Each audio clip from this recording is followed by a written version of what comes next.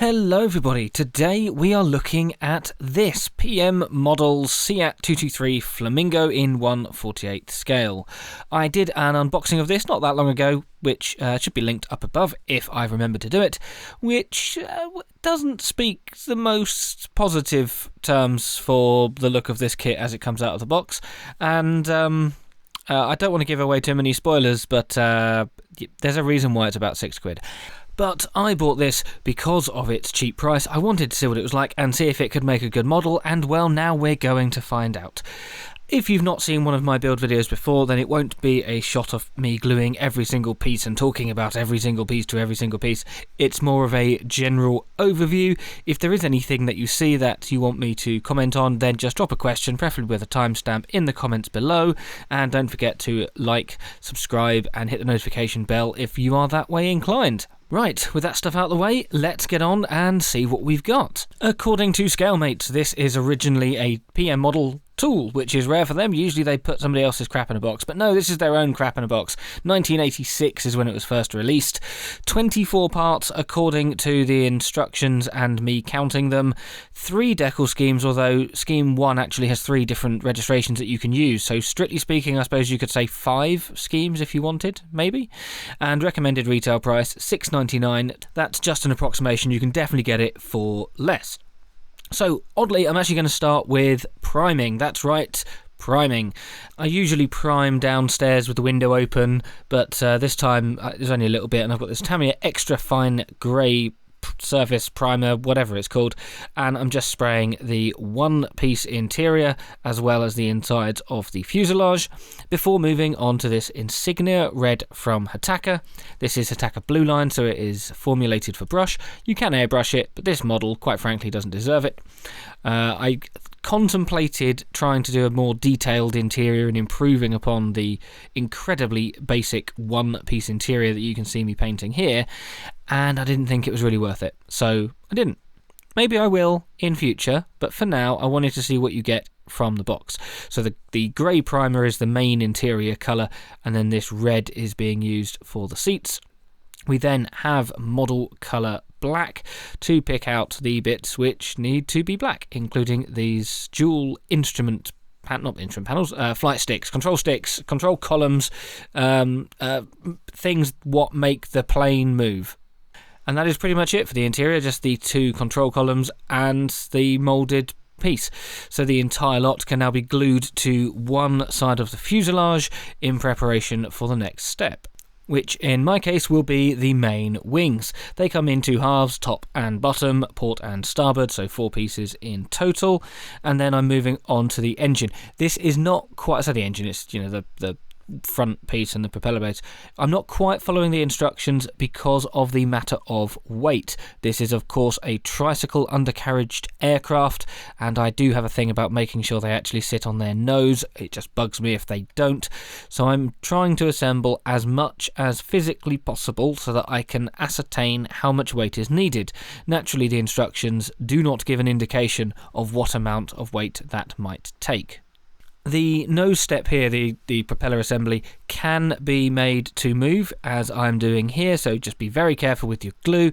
Put it on just this retaining piece and the propeller blades will spin. Make note of that and embrace that bit of footage of it turning slightly, because that is the last time you will see it turn, for reasons that shall become apparent quickly. The next step then for me is to basically assemble the fuselage other than the fuselage, if that makes sense. Assemble the plane except the fuselage. That's probably a better way of phrasing it. I'm gluing the port wing to the port side, the starboard wing to the starboard side, shocker, the horizontal tail surfaces on, and the nose on one side as well, leaving essentially the left half of a plane and the right half of a plane. That is it. This was my trick for making sure that it would be suitably weighted. It gives me the most volume of plane assembled without actually assembling it, and then you can just trial and error some weight to see if it's enough. And on the topic of weight, I decided to go for liquid gravity, which, as we know, is not gravity, it's just shot, basically.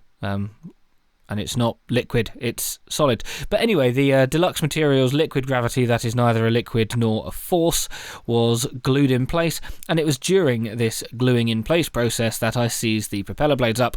I was kind of half expecting it, and it doesn't really bother me, but my advice would be, if you want the propeller to turn, don't do what I did. I did try and create a little bulkhead with some plasticard as well, and it just didn't work. The glue got everywhere. Also, when using super glue, which is what I used for drying liquid gravity, it takes a lot of glue, and it does take a long time to dry, even the quick drying stuff. And I do find that if you sort of let it lean to one side, all the glue kind of wants to run out. Still, there's definitely enough weight in there, fuselage halves together, and any green thing you see here is some filler. I'm generally very lazy with filler, but this one really did need it. Now, there's one last bit of the interior to mention, and that is this decal here for the instrument panel. And no, your eyes are not massively blurry. This is just horrendously badly printed. There's no real fidelity on it. Now, it's available for a £5. You wouldn't expect this kit to have incredible detail, but I guess here they just couldn't be bothered to print at a decent resolution. But anyway, it's put on place now rather than earlier, because there is no separate instrument panel piece, as in plastic piece. You just have two halves of the fuselage that form a flat surface. Now next we have part 16, which as you can see here is the port wheel, whilst also managing to be the starboard wingtip. I don't know why it's got two part 16s, in case you're wondering who the real part 16 is. Well, the undercarriage legs are 19 and 18, so the instructions actually have the port undercarriage leg as the imposter part 18 in this case. Still, with that done, the nose gear can go on as well, the canopy's been glued on and masked up separately, and the entire aircraft has been blitzed with cheap Halford's white primer. It's just from a rattle can. I'll talk about that probably a bit later.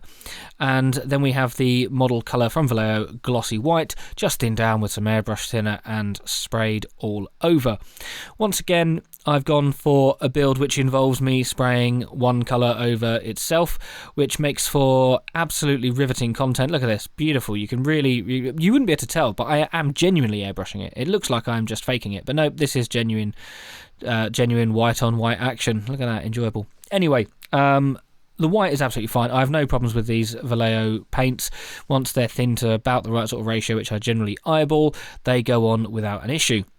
But of course, most of the aircraft is red, so the Vallejo Model Air comes out, which at least has the convenience of not needing to be thinned.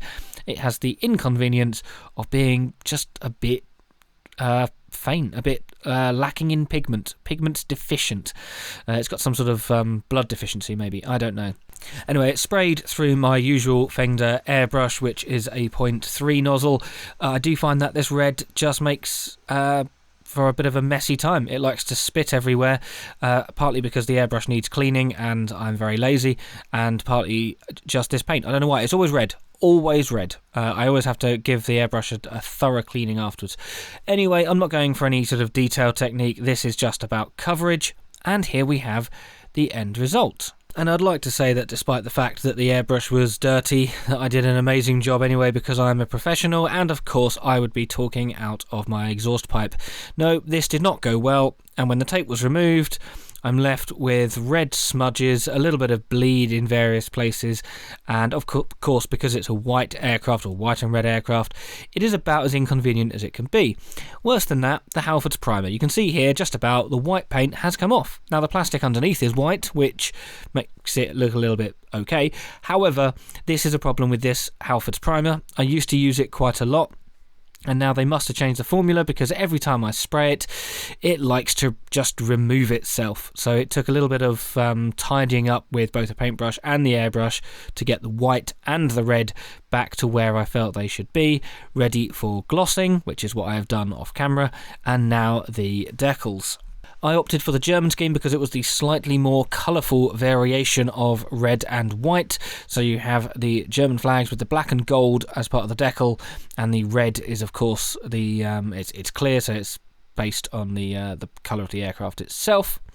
And it has these horrible black cheat lines that go all across the fuselage length and behind the canopy and things like that. It does brighten the colour up, but it also makes it considerably more stressful. However, I'm pleased to report that the decal quality was absolutely fine.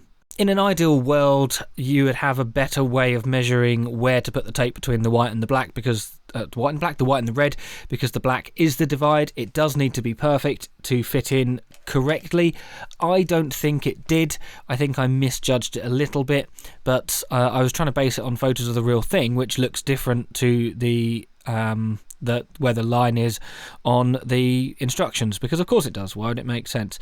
I think I got away with it, other than at the front, where the decal is shaped to hug the front of the aircraft in a way that I just didn't expect, and it didn't mask. I don't know if it's right. I can't remember now. I don't think it is, but either way, I put the decal on and then patched up the paint around it, as that seemed the most appropriate option, as in making the black straight and then painting over the excess black with a bit of red.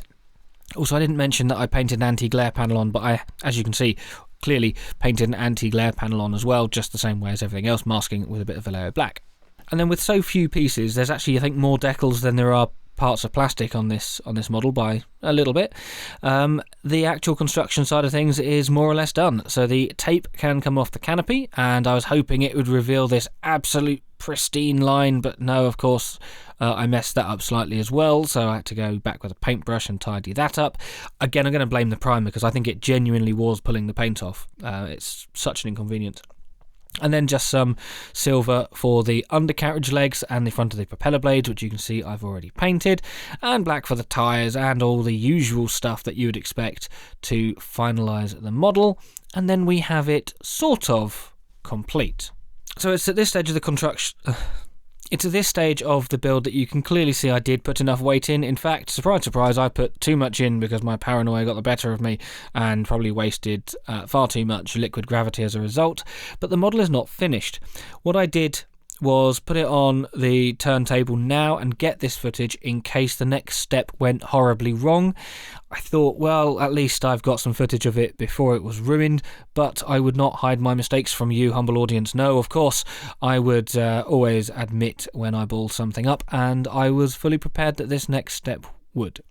Why? Why do I think the next step would mess it up? Well, the German version, in fact all of them except the Swiss version, has this blue transparent canopy section, which I assume is to prevent glare for the pilot, and that involves painting transparent paint over clear plastic.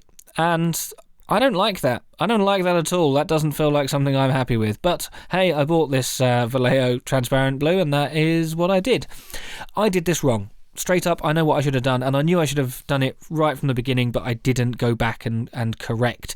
When I masked the canopy, what I should have done first is painted this section. I should have sprayed, so airbrushed rather than brush painted, the transparent blue onto this section, then put the masking tape over that, then finish the aircraft. That's what I should have done. Now, the main reason why I didn't do that is because I didn't own any transparent blue paint at the time. I bought it just before this step. But that is the correct approach, in my opinion. Because what I've done now is I've painted with a paintbrush, and you can clearly see the brush marks. But there we go. That is the new end result. The transparent blue is a lot darker than I would have wanted. It's more visible in terms of the brush marks than I would have wanted. But, well, it's done. And you know what? I don't hate it. It's not a great kit, but for £5 or £6, would you expect it to be a great kit? And okay, yeah, you could argue, well, you can pick up a fairly starter set from Airfix. It's obviously going to be a better kit. It's also going to be a bit smaller than this, and this is a rather unusual subject. So actually, the quality of the plastic was fine. There was a bit of flash in some parts, but again, not really much. The detail is well, there's a little bit of detail on it. The canopy is perfectly clear. It's a little bit thick, but it is still perfectly clear. Well, until some idiot went and slathered a load of transparent blue paint on it. And the instructions, whilst basic, the kit is so simple, they're good enough. You know, the instructions are fine, the plastic is fine, it builds into a reasonable model, and it doesn't cost that much. So actually, you know what? This is only bad. It's just bad. It's not bin worthy, and I wouldn't recommend everyone rushes out and buys it, but it was enjoyable. It was perfectly fine. I only chucked it in my basket just to bulk up the order a little bit to justify the post and packing. So it's not like I rushed out to buy it. It's not like I was incredibly excited by it. You know, it's a 40-year-old tool. It assembles into a reasonable plane, and I got a bit of enjoyment out of it. So surely as a model, it achieves its goal.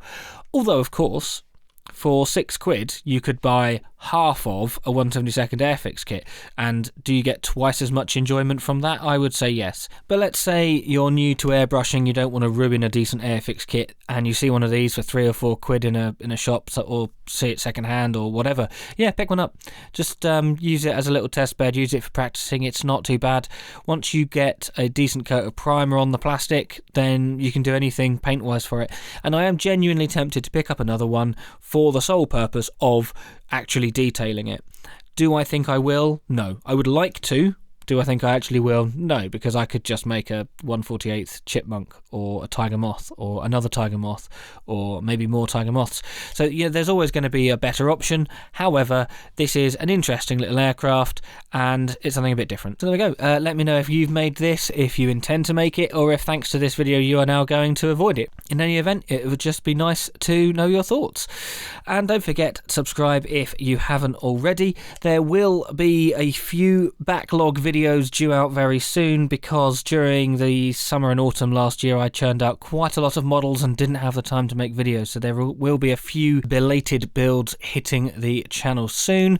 And you could also become a channel member like these people on screen, who just contribute that little bit each month to keep me sane or insane. I don't know, is it forcing me to make videos and paying me to make videos, does that make me more or less insane? Well, I guess it's impossible to tell. Either way, I am hugely appreciative, so thank you once again. If you're interested in joining them, there will be a link below. I have to go now, because seeing this spinning round in circles in front of me is starting to make me feel a bit dizzy, and I need to go and calibrate myself by building a tiger moth or two.